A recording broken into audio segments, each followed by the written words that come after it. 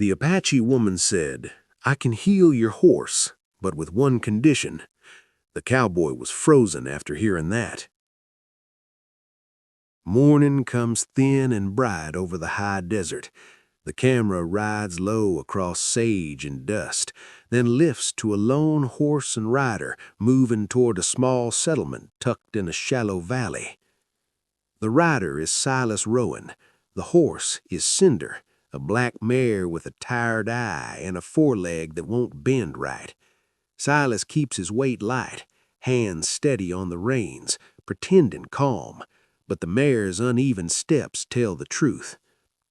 Juniper Wells appears ahead, tin roofs, a few cottonwoods, and a half-built water tower that looks like ribs against the sky. Silas is bringing freight and mail.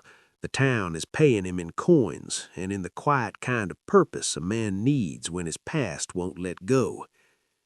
Cinder stumbles at the town's edge. Foam gathers at the bit. Silas swings down and presses his palm to her shoulder. The muscle jumps under his touch. A voice answers from the shade of a canvas awning. "You rode her too far." Silas turns. A woman stands near a stack of wood, wrapped in a faded blue shawl, hair braided tight, eyes steady.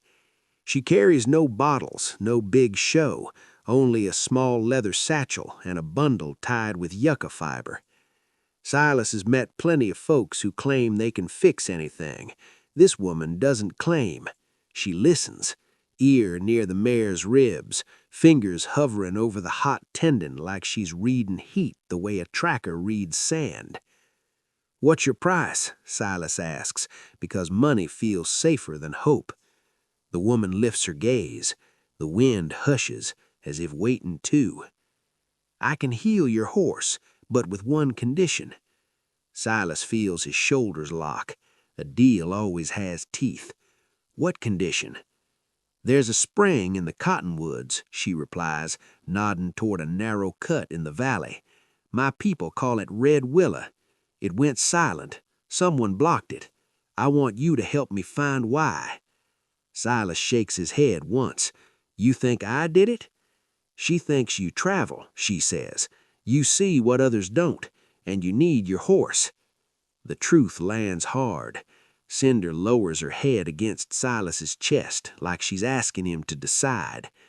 He could ride on and gamble on another town, but the desert is long and the mare's breathing is already too tight. "All right," he says, "I'll help." Only then does the woman kneel. She unrolls her bundle, dried leaves, clean cloth, a smooth bone tool. She mixes a dark paste with water from Silas's canteen and spreads it along the swollen tendon with careful pressure. The mare exhales, one long relieved sound, and the tremble in her leg eases. People watch from doorways, not loud, not friendly either. The air in Juniper Wells holds old stories that don't match new faces. Across the street, the blacksmith pauses with a hammer in hand, listening. A school teacher steps onto her porch, watching Silas the way you watch a storm you can't name. No one speaks. Even the hitching posts seem to stand straighter. The healer stands. "My name is Naya," she says. Silas gives his name back, leaving out the part where he hasn't slept through the night in nearly a year. Naya ties off the wrap. "We go at first light, not because I hurry you, because water doesn't wait." Night settles. The town goes quiet. In the stable, Cinder lies on fresh straw, wrapped neat and warm. Silas sits outside the stall, listening to her breathe, watching stars sharpen into cold points. Somewhere beyond town, coyotes trade short calls, then fall silent again. From the livery comes the clean smell of crushed herbs and damp cloth.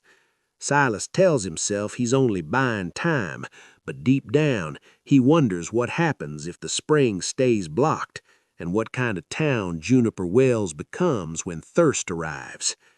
Then Silas notices something on Naya's satchel, an old brass tag from a stage line, stamped with a number. Why would a healer carry a piece of a stage company?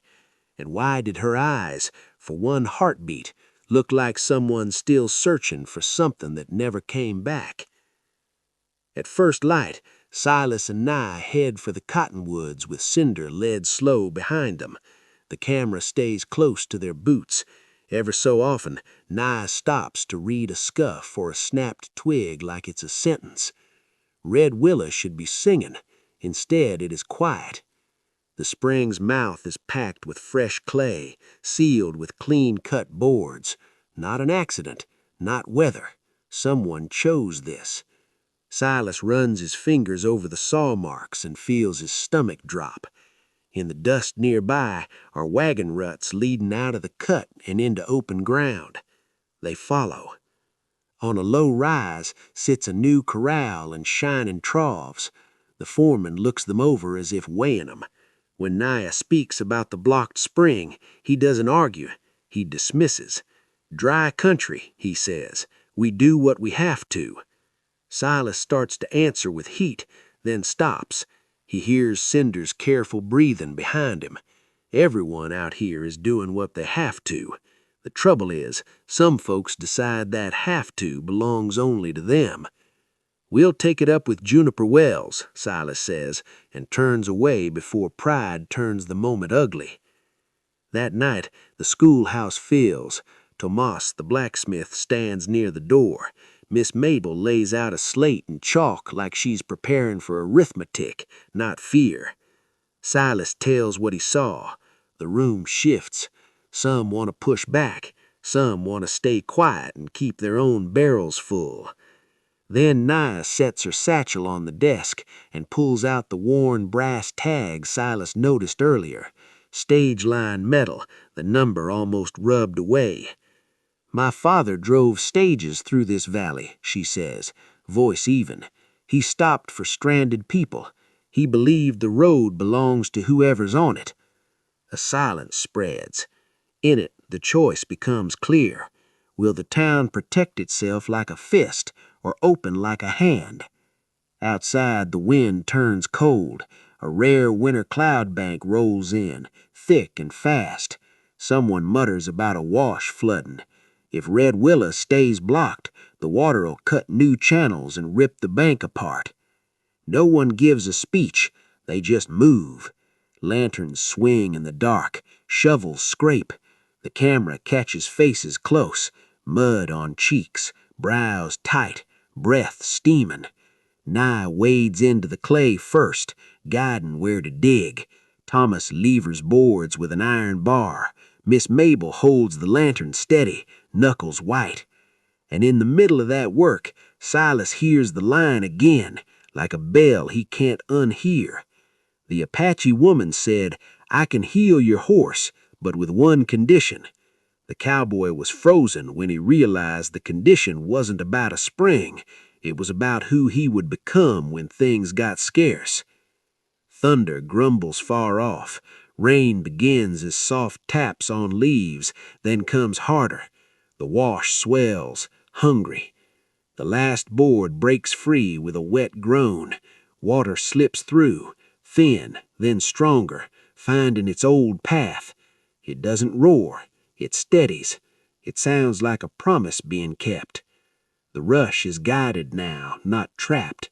The bank holds. The pins hold.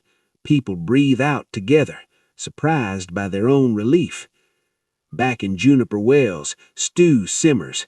Extra bowls appear, and a blanket finds a child's shoulders. Warmth spreads, quiet and practical. Cinder puts weight on her leg the next morning without flinching. Silas rests his forehead against her neck and lets his eyes close for a second. It is the first time his body believes the future might not hurt. In the weeks that follow, the drought doesn't vanish. The corral men don't turn friendly overnight. But Juniper Wells posts a water schedule on Miss Mabel's door. Times written for every family, town and Apache alike. A simple list, and yet it changes the air.